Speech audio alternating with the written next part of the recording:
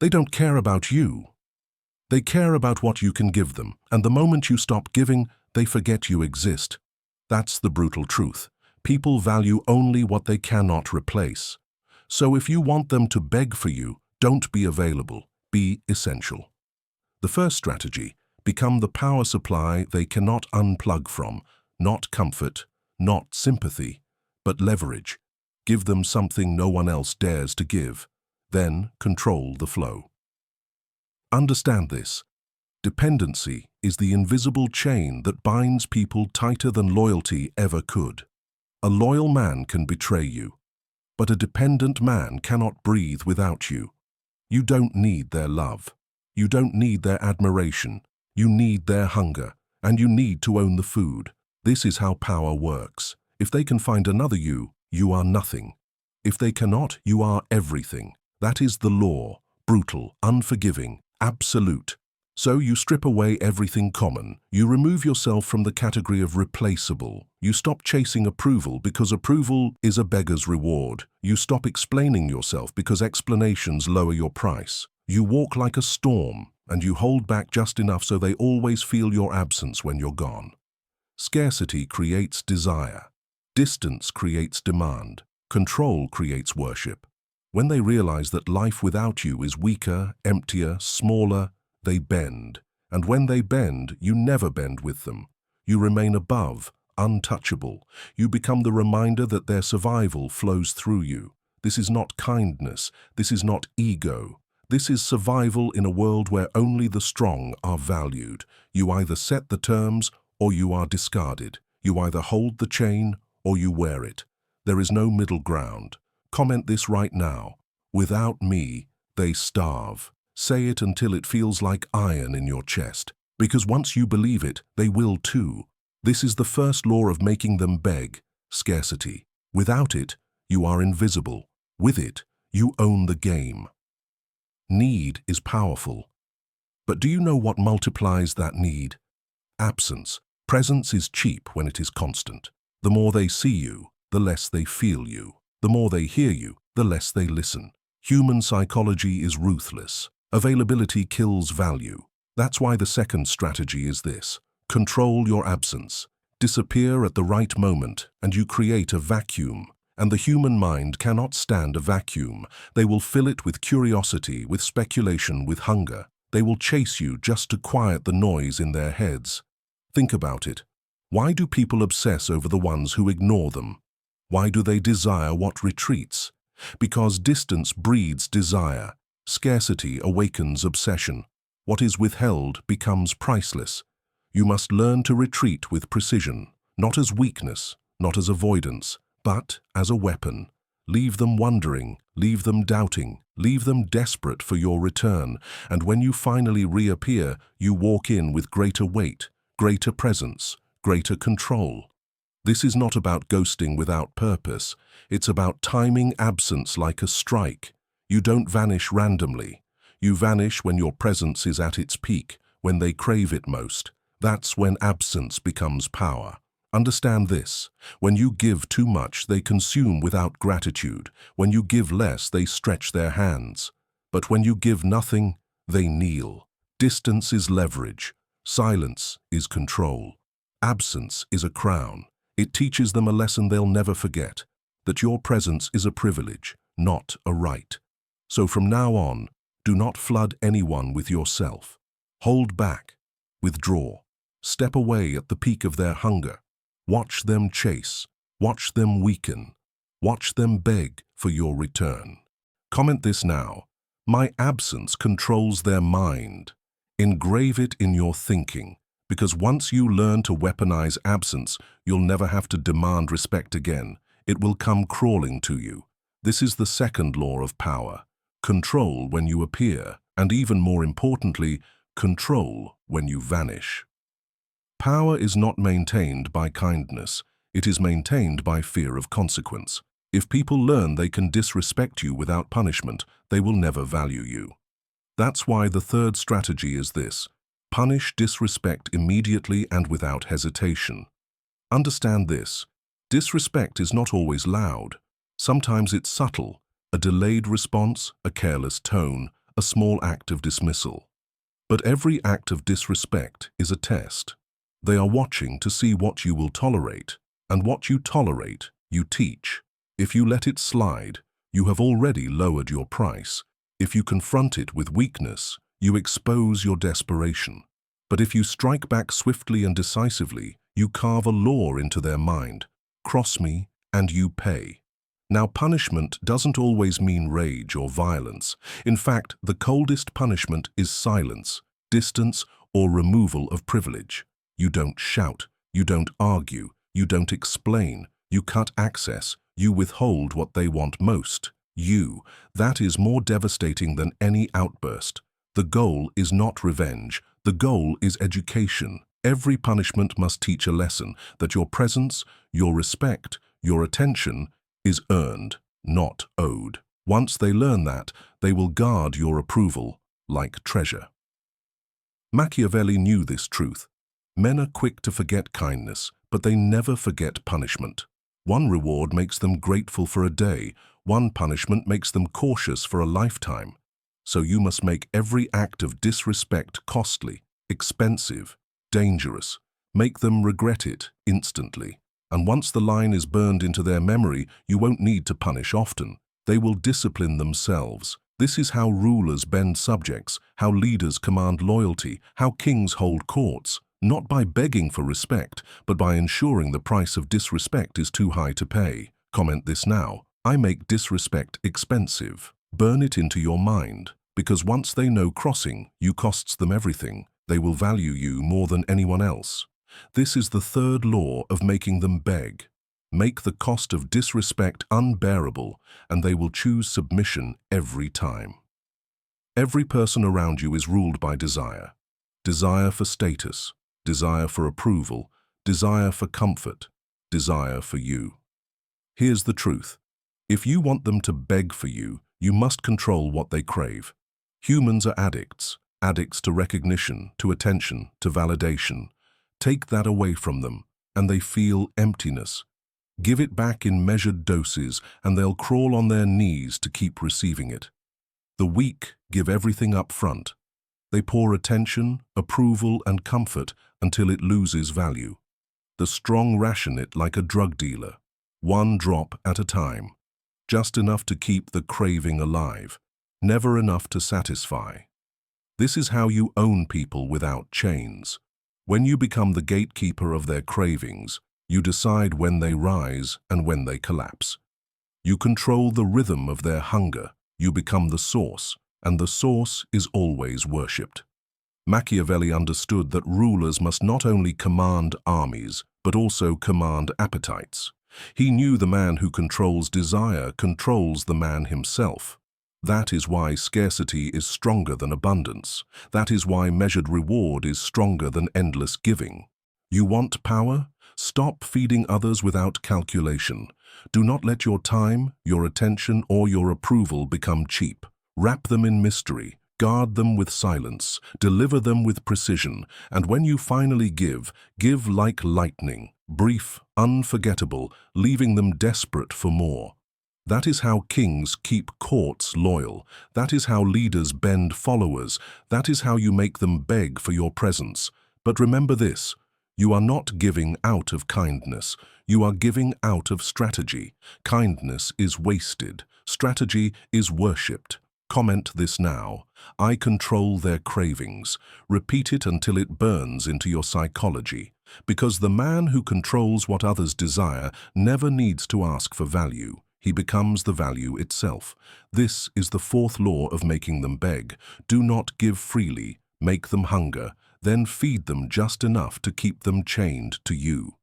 Respect alone is fragile. Gratitude fades. Affection can turn to resentment overnight. But fear lasts. The fifth strategy is this. Rule through fear of loss. People only cling tightly to what they believe they can lose. If they think you will always be there, they will neglect you. If they know you can vanish, cut them off, or walk away at any moment, they grip you with both hands. This is why kings executed betrayal with public precision. Not for revenge, but for education. They made every courtier see the price of disloyalty. It burned the lesson into their minds: stay in line or lose everything. You must operate the same way, not with blood, not with fury, but with calculated distance. When someone takes you for granted, you withdraw. When they show arrogance, you cut access. When they forget your value, you remind them with silence. The absence becomes the punishment. Understand this: people are not motivated by your greatness. They are motivated by their fear of losing the benefits of being near you. They fear losing the respect, the protection, the access, the power you bring. Fear of loss is sharper than the desire to gain. Never let them believe you are permanent. Permanence breeds laziness. Make your presence feel fragile, rare, conditional. Let them live with the quiet terror that one wrong move could make you disappear forever. That fear will bind them tighter than love ever could. This is not cruelty. This is law. A man valued by love alone will be betrayed. A man feared for his absence will be guarded like treasure. So you must carve this into your aura. I do not need you. You need me. And the moment you forget it, I will take it all away. Comment this now: they fear losing me. Let it echo in your mind. Because once they fear your absence more than they value your presence, you are no longer just wanted, you are worshipped. This is the fifth law of making them beg. Never secure their love, secure their fear of losing you. Predictability is comfort, and comfort kills value. If they can read you, they can predict you. If they can predict you, they can control you. That is why the sixth strategy is this: become unpredictable. You must never allow them to feel certain about your next move. Certainty makes them relax. Uncertainty makes them obsess. When they can't read you, they spend their energy trying to decode you, and that obsession is power in your hands. Think about it. People chase what confuses them. They talk endlessly about the one they cannot understand. They replay every word, every silence, every gesture, searching for answers. The predictable man is forgotten. The unpredictable man is unforgettable. So, break patterns. Sometimes you reward, sometimes you withhold, sometimes you are warm, sometimes you are ice, sometimes you appear, sometimes you vanish. Keep them off balance, caught between fear and fascination. But listen carefully. Unpredictability is not chaos. Chaos is weakness. Unpredictability is strategy. You are not erratic. You are deliberate. Every action, every silence, every withdrawal is designed to keep them guessing, never settling. Machiavelli wrote that a prince must sometimes be cruel, sometimes merciful, sometimes generous, sometimes ruthless, never entirely one thing. Why? Because the world fears what it cannot pin down. The shifting storm is feared more than the steady sun. When they can't predict you, they cannot plan against you. They cannot prepare for you. They cannot relax in your presence. Instead, they revolve around you, constantly alert, constantly cautious. And that tension keeps their respect sharp. This is how you train people to never take you lightly. Predictability invites disrespect. Unpredictability commands caution. Comment this now: my unpredictability keeps them weak. Repeat it until it becomes second nature. Because once you master unpredictability, you don't need to chase value. They'll be too busy trying to hold on to yours. This is the sixth law of making them beg. Keep them guessing, and they will never stop watching you. Words are cheap. Everyone talks, everyone explains, everyone begs to be understood, but power doesn't explain itself. Power doesn't rush to fill silence. The seventh strategy is this: weaponize silence. Understand this: silence unsettles people more than anger ever could. When you speak less, every word you choose carries weight. When you withhold your voice, they fill the void with their own insecurities, their own fears, their own doubts.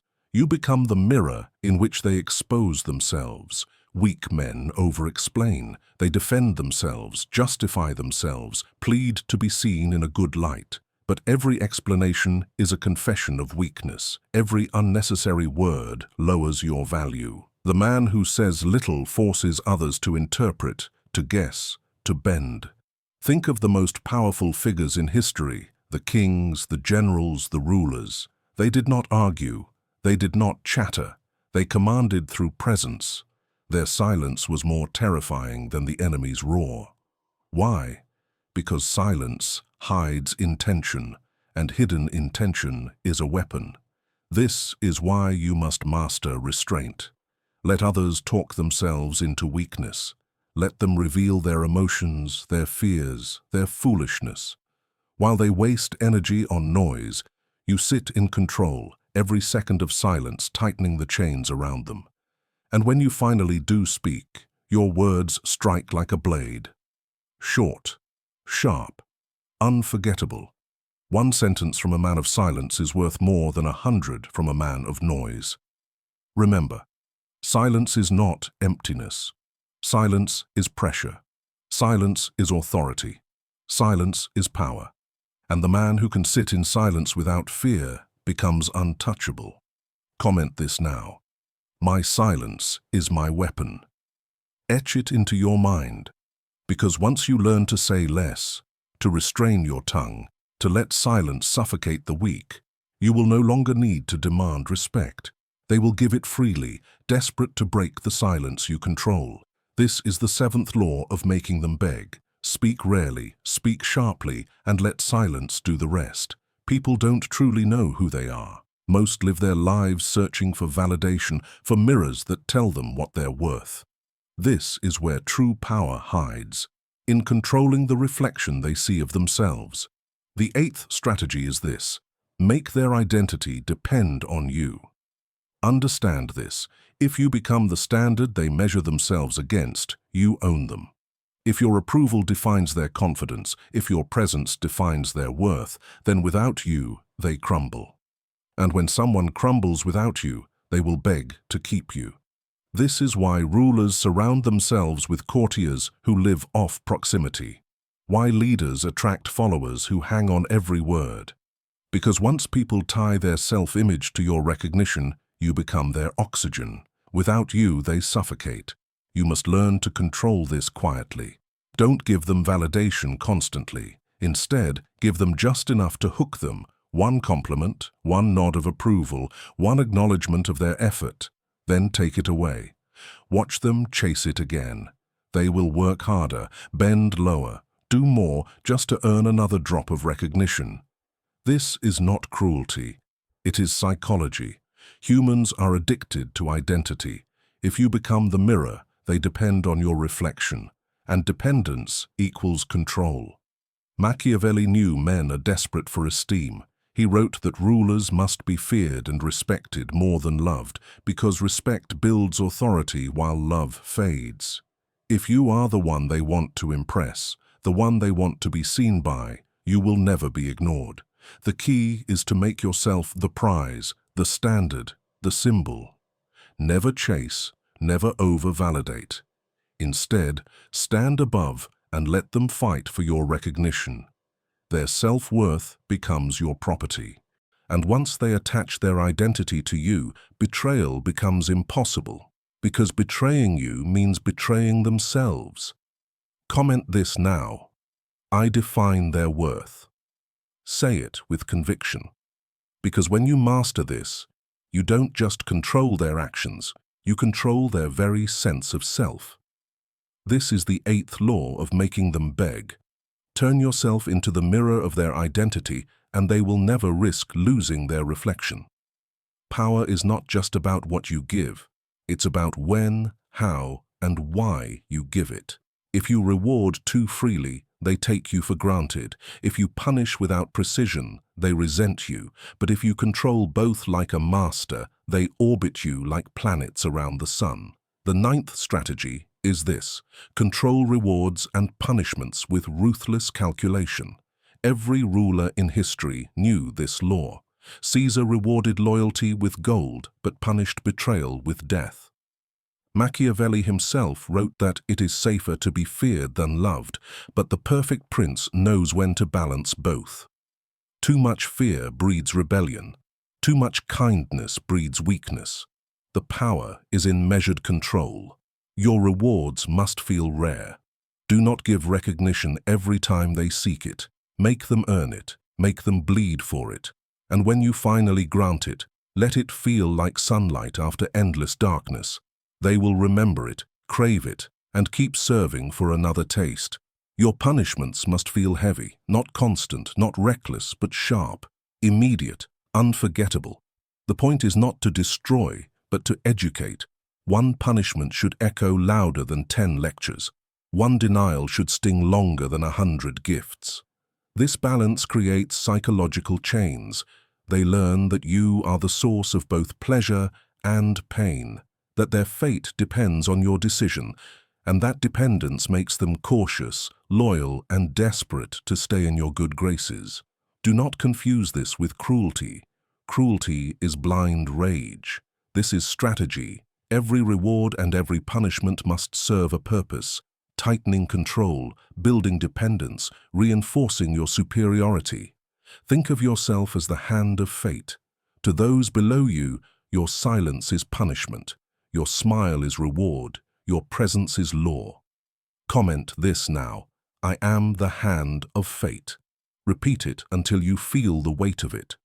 Because once you master this balance, you no longer fight for power. You become the axis around which others revolve.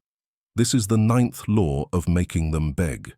Master the balance of reward and punishment, and you become the ruler they can neither hate nor escape. Every strategy before this leads here: dependency, absence, punishment, craving, fear, unpredictability, silence, identity, control. All of it builds to the final law: become inevitable. What does inevitable mean? It means they cannot imagine life without you. It means every path they take leads back to you. It means whether they desire you, fear you, respect you, or resent you, you are still the axis their world spins around. The weak try to convince people to stay. The strong make leaving impossible. That is inevitability. You achieve this by embedding yourself in their psychology. You become their standard for strength, their source of validation, their reminder of consequence. You are not optional. You are structural. You are not temporary. You are permanent. Even in your absence, they feel you. Even in silence, your shadow controls the room. Machiavelli wrote that rulers must make themselves both feared and needed so that no one dares move against them.